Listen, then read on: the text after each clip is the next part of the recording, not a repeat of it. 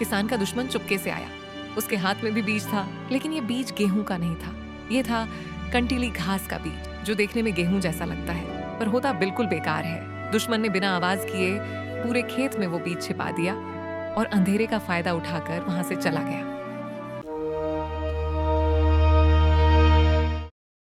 यीशु मसीह अपने चेलों और बहुत सारे लोगों के बीच बैठकर कहानी सुना रहे थे।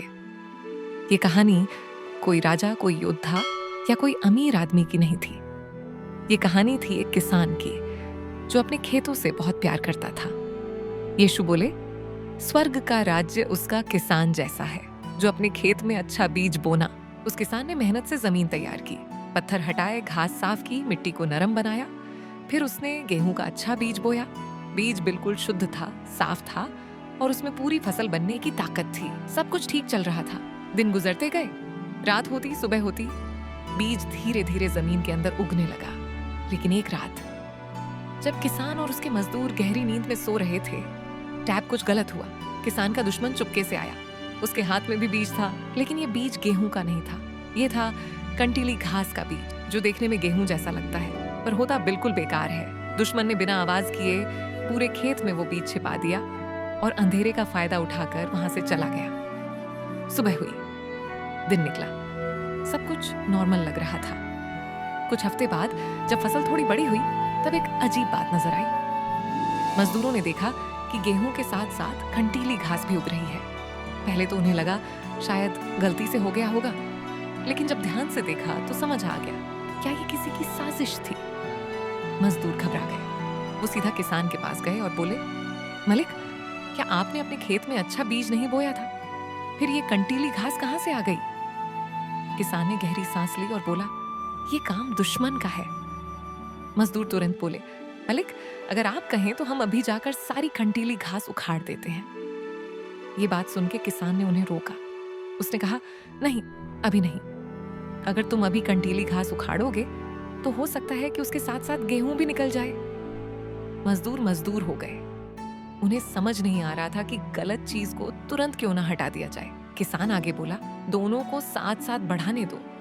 जब कटने का समय आएगा, टैब मैं काटने वालों से कहूंगा, पहले कंटीली घास को इकट्ठ करो, गत्थौन में बांधों का उपयोग करें और जला दो, और फिर गेहूं को मेरे कोठार में जमा करो।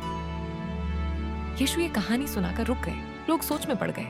बाद में जब यीशु अपने चेलों के साथ अकेले थे, चेलों ने पूछा, गुरुजी, क्या दृष्टांत का मतलब हमें समझा है?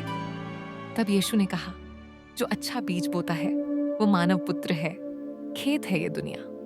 अच्छा बीज वो लोग हैं जो परमेश्वर के राज्य के हैं, और जो कंटीली घास है वो बुरी के लोग हैं। दुश्मन जो उसे बोता है वो शैतान है। कटने का समय क्या दुनिया का अंत है, और काटने वाले स्वर्गदूत हैं। यीशु ने कहा, जैसी कंटीली घास को इकट्ठा करके आग में जला दिया जाता है, वैसे ही दुनिया के अंत में होगा। टैब धर्मी लोग अपने पिता के राज्य में सूरज की तरह चमकेंगे। क्या कहानी का मतलब सिर्फ इतना नहीं है कि दुनिया में अच्छा और बुरा साथ साथ रहता है।